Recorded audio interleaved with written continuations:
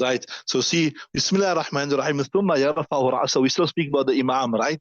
Thumma yarfa'u ra'sahu. The Imam will raise his head, right?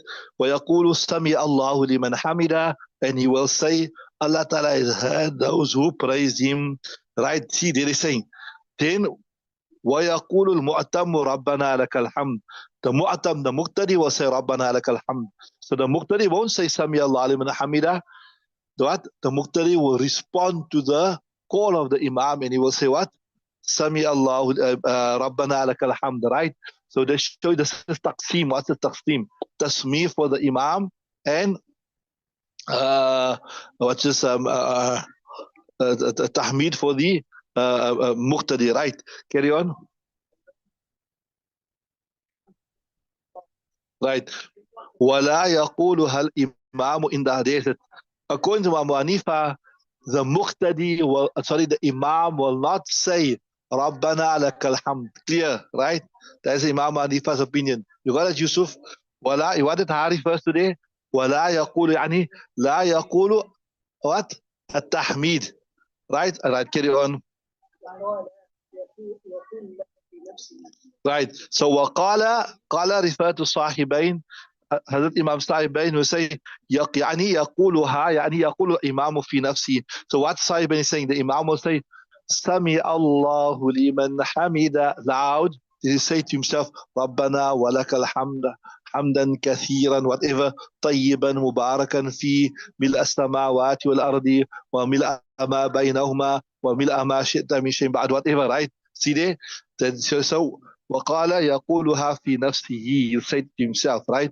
And what are the proof? There's a proof.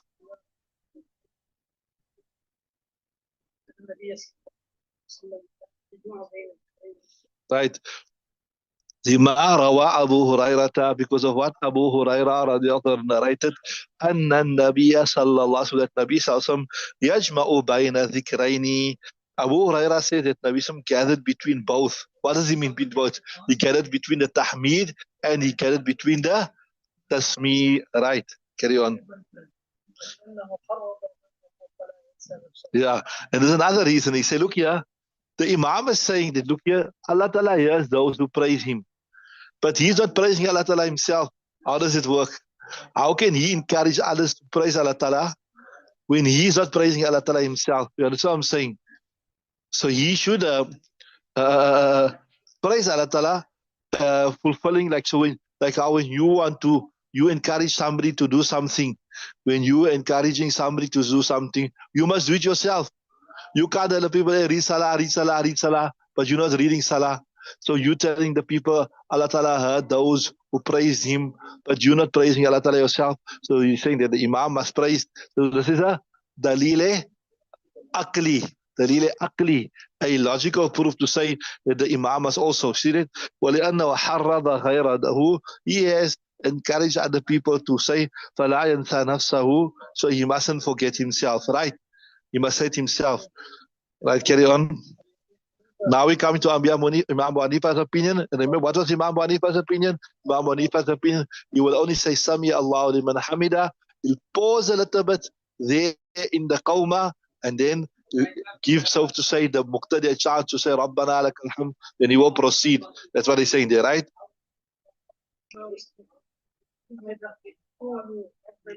You're right. So see, this is Imam Hanifa says, see, there's a hadith of Nabi Kareem sallallahu alayhi wa sallam. He said, إِذَا قَالَ الْإِمَامُ سَمِعَ اللَّهُ لِمَنْ حَمِدَهُ. When the Imam says سَمِعَ اللَّهُ لِمَنْ حَمِدَهُ, then you, O people, قُولُوا رَبَّنَا لَكَ الْحَمْدُ. You say Rabbana lakal hamd. There's nothing mentioning about the Imam must also say Rabbana lakal hamd. You understood that? Carry on. Yeah. So هذه قسمة وأنها تنافي الشركة. So if I say like this, if I say look here, Yusuf, when he say give me, you say no. When he asks you for something, he say give, you say no. What does that mean? It means he's got his part to say and you got your part to say. His part is to say give and your part is to say no. So same thing, when the Imam says Sami Allahu liman hamida, the Muqtadi must say Rabbana lakal hamd. It means Each one got their designated statement to make. Each one got their, as we say, that shows qisma, that this is for you, tasmi is for you, and tahmid is for you. Not tasmi and tahmid is for both. You heard me? That's what he's saying there.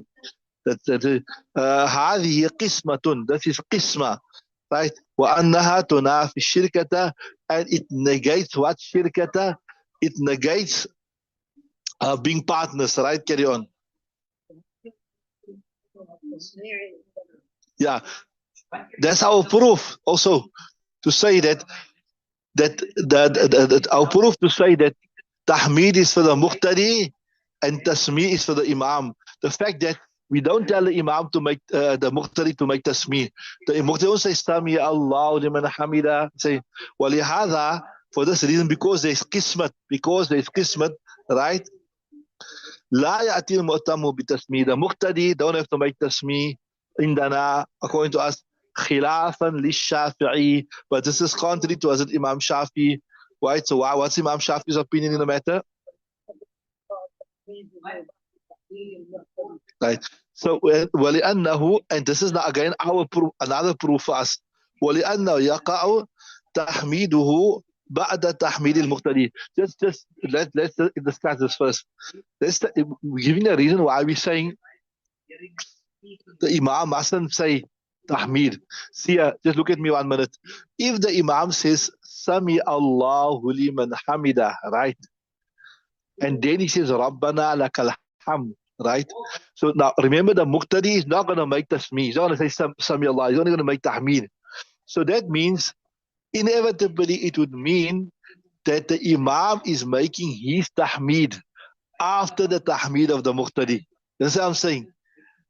Because he has to say Sami Allah liman hamida, then he's going to say Rabbana lakal hamd. Whilst the muqtadi would have already recited his tahmid already. And we know what is the imamat about. Innama ju'ila al-imamu liyu'tamma bihi. The imam has made the imam so that you must follow him, not that he follow you. So what he's saying, if we're going to say that the imam must make tasmi', that is recite Sami Allah liman hamida, and the imam must make tahmid, he must recite Rabbana lakal hamd, that means he will be making his tahmid after the muqtadi. And it is a reversal of roles. So this is, you can say, it is the dalile aqli, why the imam will not make tahmid. You understood that? See now. وَلِأَنَّهُ, يعني why we saying the imam mustn't make tahmid? يَقَعُ تَحْمِيدُهُ بَعْدَ تَحْمِيدِ الْمُقْتَدِي. The tahmid of the muqtadi will occur after the tahmid of right, يعني تحميد الإمام. The tahmid of the imam will occur after the tahmid of the muqtadi, right?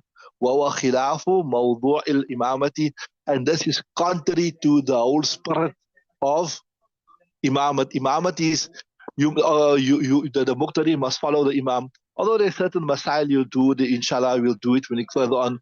Sometimes if you go before ruku before the imam into ruku, and you come out, your ruku is not valid. But if you go before the imam into ruku, but he meets you there afterwards, so it means you did follow him, then it's valid. Okay, that's a separate discussion. But the main thing that they're showing you, the whole idea of imamat is what? Is that the muqtadi must be following the imam, not the imam must be following the muqtadi. Carry on. Yeah, so what I'm explaining here, that see there's a hadith there in the beginning which says the Sahibain used as a proof. What was it? كان يجمع بين الذكرين. That Rasulullah sallallahu alaihi wasallam used to gather between the two. Used to gather between the tasmi' and used to gather between the tahmid. Right? You saw that there. كان يجمع بين الذكرين. So we say no. This year where Nabi sallallahu alaihi wasallam made tahmid and tasmi' is where he was a munfarid. Was he? Munfarid. Or we could even say maybe it was in the beginning stages of Islam when Nabi Sallallahu Alaihi Wasallam wanted to teach the Sahaba Ikram as muqtadis what they must recite. You understood? See there? So we say وَمَا رَوَاهُ يعني مَا رَوَاهُ أَبُو هُرَيْرَةَ, right? وَهُوَ الدَّلِيلُ الشَّافِعِي, right? مَحْمُولٌ, it is taken, it is understood, mahmul is understood على حالة الانفراد. على حالة الانفراد, in the condition where a person is reading alone. Remember we told you when you are reading alone, like the ladies by the house, etc. Most of the time, 99% of the time, they're reading their salat alone, the Jamaat, or even for a man, you're reading your sunnahs, you're reading alone, you will read both.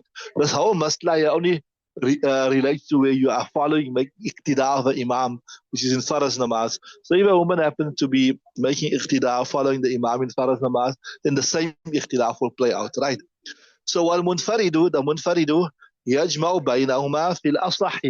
In the more correct opinion, I told you whenever you see asah, sahih, that shows you there's ikhtilaf in the masla. Maybe sahibain, sahib Hidayah never mentioned the ikhtilaf. If you really want to see the ikhtilaf, then you must go to the mutawwalat. What is the mutawwalat? Jami'ul Saghir, Jami'ul Kabir, Mabsut, what's this? Mabsut al-Sarakhsi, Fatwa Tatar Khaniya, all those books. I got those books by the house. If you're interested, I'll bring it. You can read it, inshallah. Otherwise, you come to the house, you can read it there.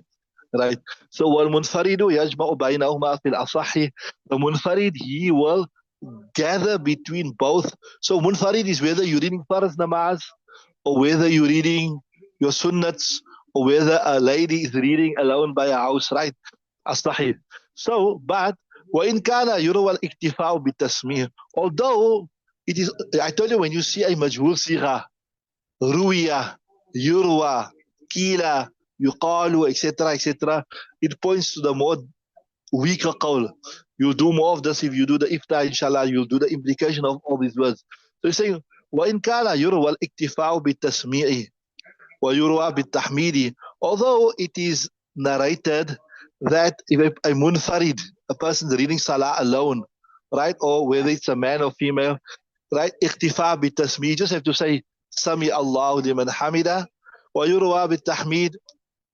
And some narration says also that you just have to say ربنا لك الحمد. But again, like I told you, يروى, رويا, kila, yuqalu, all that type of thing, it indicates towards the weaker opinion, right? والإمام بالدلالة عليه آت به معنى. So, والإمام بالدلالة عليه آت به معنى. So now, in this last ibarat here, we're answering the objection of Sahibain. Remember, Sahibain said, look here, the Imam, when he says, Sami Allahu liman hamida, he is encouraging the muqtidis to make tahmid, isn't it? He's saying, Allah Ta'ala hears those people who praise him. So, it's ludicrous. It's funny that he's not praising Allah Ta'ala. He should also, the Imam doesn't physically praise Allah Ta'ala, or not physically, he doesn't verbally praise Allah Ta'ala, right? But, well, Imamu bid-dalalati, but the fact that he is encouraging you to do it, right? As though he's doing it also, you understood? Like sometimes I encourage you to do something, but I can't do it due to my circumstances. I say, look here, you must go to this program here. This is a good program. This alim is coming, or go to this talim, or go to this scholar here, etc., etc. Right? So the imam bid dalalati alayhi, by pointing out to the qawm, look here, you must praise Allah Ta'ala. Atin bi, ma'ana ata yati, ata bi means to bring, as though he is bringing it, not verbally. Atin bihi ma'anan, as though he is bringing it. What you said, nice transition. So yeah, like as though he's not verbally reciting it, but he is encouraging it. He's just okay. Carry on. Read the next text. أما التكبير والسجود فلما بينا وأما الاستواء قائما فليس بفرض. Right. So now you finish the ruku, right? Next step. ثم استوى قائما. Man, woman, lady, doesn't matter. You will stand up straight, right? Right? You stand up straight. I told you the Imam, as he's going up, he's going to say what? Sami Allahu liman hamida. The Muqtadi, as he's going to go up, he's going to say Rabbana lakal hamd. Thumma istawa, it becomes istawa, stand up straight. Then the Imam will make takbir, you will recite the takbir, Allahu Akbar, wa sajda, and go to sajda. Amma takbir, as for takbir was sujud, falima bayanna. They say, what are the proofs? The proofs of, because what we discussed already earlier. What's the proof for takbir? The proof for takbir, kana yukabbiru inda kulli rafdin wa khafdin. Right? There you got your proof. What's the proof to say that you must recite the takbir when you're going down? That proof has been discussed already. What was it? Kana yukabbiru inda kulli khafdin wa rafdin. Right? Although it is not for us, it is not for us to recite the takbir. If a person from the qawma position, he went straight into sajda, it doesn't mean his sajda is not valid or his ruku is not valid, because the recitation of the takbir is not for us. The recitation of the takbir is sunnat, right? Right, that's one thing. And the second thing, they tell you, what is the proof? That hadith, kana yukabbiru in the kulli khafdin wa rafdin. That Nabi sallallahu alaihi wasallam used to make takbir every time he went down or every time he came up. That's the proof. And what's the proof for now? You have to make sajda. There's the sufferance. وَفَسْجُدُوا وَارْكَعُوا. There's a proof. Allah Ta'ala says in the Quran that you must make ruku and you must make sajda.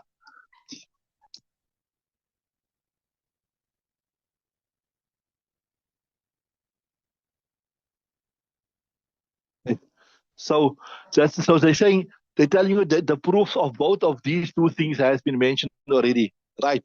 Then وَأَمَّا الْإِسْتِوَاءُ قَائِمًا فَلَيْسَ بِفَرْضٍ. After your ruku, to stand up straight like this, like how we say in Qawma, it is not from amongst the fara'id of salat. So if you are sharp and you are following already, you will know what this means is, if somebody left this out, is his salah done? His salah is done because he never left out a rukn of salah. Here I want to check a bit more. You must check out in some riwayat, they say here that to stand up here, it is wajib. Some riwayat say it is sunnat. I was checking, but I'll try to check a bit more. But anyway, وَأَمَّا الْإِسْتِوَاءُ قَائِمًا, to stand up straight. So you're following after ruku to stand, and we say in the position where you say Rabbana wa lakal hamd hamdan tayyiban kathiran mubarakan fi, etc., etc., that is called qawma. So here they say, according to Imam Hanifa, your qawma is not farz. So hypothetically, if a person from ruku, he went straight into sajda, we'll say his namaz has been, according to those who say it's wajib, if he done it unintentionally, then he can compensate with the sajda sahu. And if he done it intentionally, then he have to repeat it in the time. But be that it may, the main thing is, if a person never stood up, we'll say his salah is done, but in a seriously deficient manner, because he did not leave out a farz according to Imam Abu Hanifa, right? So, standing up straight, qa'iman, in a standing position, فَلَيْسَ بِفَرْضٍ, it is not fard. وَكَذَا الْجَلْسَةُ بَيْنَ السَّجْدَتَيْنِ, and also to sit. See, the jalsa refer to, there's two sitting positions. One is your tashahud position that you know, né?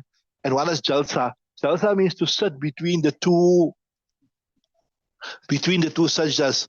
So to sit up straight like this here between the two sajdas, that is also not farz. But yes, you need to come up to separate between the two. That is farz. Because if you stay, you can't stay in sajda. Like Nomi just say, you make Nomi 3 tasbihs, right? So now you stay in sajda and you make 6 tasbihs and say the 3 tasbihs was for the first sajda and the second 3 tasbihs was for the second sajda. That won't work. And you say, no, Masiya, you said no, the jalsa is not farz. No. To sit up straight, jalsa is farz.